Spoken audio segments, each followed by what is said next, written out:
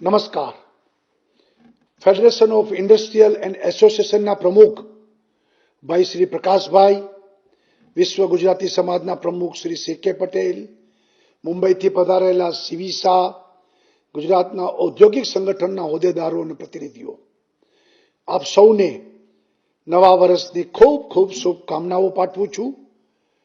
રાજ્યના ઉદ્યોગકારોની રાહબર સંસ્થા એવી federation of industries and association દ્વારા ચિંતન બેઠક એકતાનગર કેવડિયામાં યોજાઈ રહી છે. એ જાણીને મને ખૂબ આનંદ થયો. વિશ્વની સૌથી ઊંચા માનવીની ઊંચી પ્રતિમા, સરદાર સાહેબની પ્રતિમા, એના સાનિધ્યમાં આ ચિંતન બેઠક રાખી છે. તેનાથી તમારા સંકલ્પોને પૂરું બળ મળશે. સામાન્ય સંજોગોમાં પ્રોડક્શન, ટ્રેડિંગ, મટીરિયલનું મેનેજમેન્ટ કરનાર આપ સૌ નફો, નુકસાન કે ઉત્પાદનની વાત બાજુ મૂકી ચિંતન મનન માટે એકઠા થયા છો, તે પ્રશંસનીય છે. ચિંતન, અને તે પણ સમૂહ ચિંતન, એટલે કે બદલાવ અને ચેન્જની પહેલી આવશ્યકતાની પ્રક્રિયા છે. એફઆઈએ સંગઠનના નામને ચરિતાર્થ થાય તેવા 3 સૂત્રો આપ્યા છે: ફાસ્ટ, ઇન્ટિગ્રેટેડ, એડેપ્ટેબલ. ફાસ્ટ રહેવું, ઝડપી બનવું, સમય સાથે ચાલવું, કદમ મિલાવીને ગતિ કરવી એ જરૂરી છે.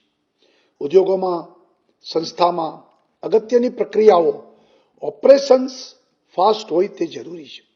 નવી ટેકનોલોજીના ઉપયોગથી નવી કાર્યરીતિઓ ફટાફટ અમલી બનાવવી જરૂરી છે.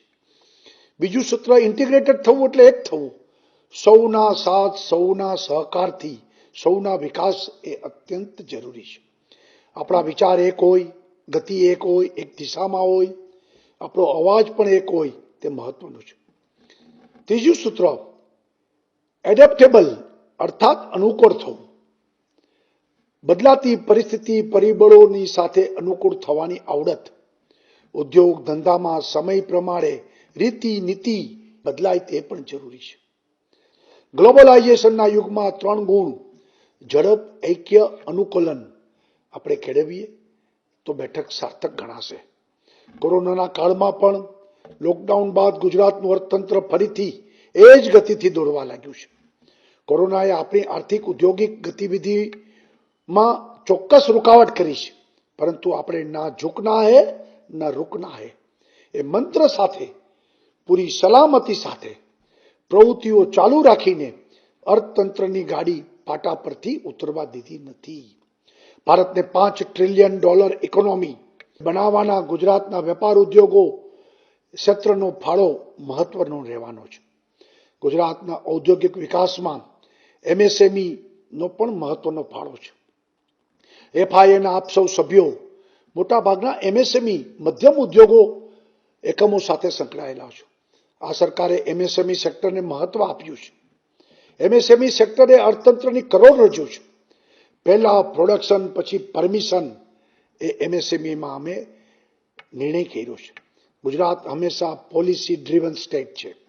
નવી ઉદ્યોગ નીતિ 2020, સોલાર પોલિસી 2021, આઈટી અને electronics policy, textile, aerospace, defence, tourism, અલગ અલગ પોલિસીઓ દ્વારા રોકાણકારોને વૈશ્વિક બજારમાં સ્પર્ધાત્મક બનાવ્યા છે. સોલાર પોલિસી 2021ને કારણે કોમર્શિયલ સોલાર પાવર પ્રોડક્શન માટે ઉજળી તકો પણ એનું નિર્માણ થયું છે. ગુજરાતની નવી ઔદ્યોગિક નીતિ પણ આત્મનિર્ભર ભારત અભિયાન અને અર્થવ્યવસ્થાને વેગ આપશે. ગુજરાતીઓના જીન્સમાં વેપાર અને વાણિજ્ય છે. કેટલાક એવા ઉદ્યોગ સાહસિકો છે જેમને શૂન્યમાંથી સર્જન સ્વબળે, પરિશ્રમથી, એની પરાકાષ્ઠાથી કર્યું છે. ચોથી ઔદ્યોગિક ક્રાંતિ માટે ગુજરાતના માનવબળને વધુ કાર્યક્ષમ બનાવવા અને સર્વાંગી અને ટકાઉ વિકાસ પર ધ્યાન કેન્દ્રિત કરવા ગુજરાત સરકાર કટિબદ્ધ છે. એફઆઈઆઈ જેવા સંગઠનો જેમાં સહયોગી અને પૂરક બની આપણા ઉદ્યોગોને વર્લ્ડ માર્કેટમાં કોમ્પીટ કરવા સજ્જ બનાવે છે. આવો આપણે સૌ સાથે મળીને ગુજરાતના ઔદ્યોગિક વિકાસ રથને નવા સીમાડા ઓળંગાવીશું. આ ચિંતન બેઠકથી અનેક લાભ થશે. આપ સૌને ખૂબ ખૂબ ચિંતન બેઠક માટે શુભેચ્છાઓ. જય જય ગરવી ગુજરાત. ભારત માતા કી જય.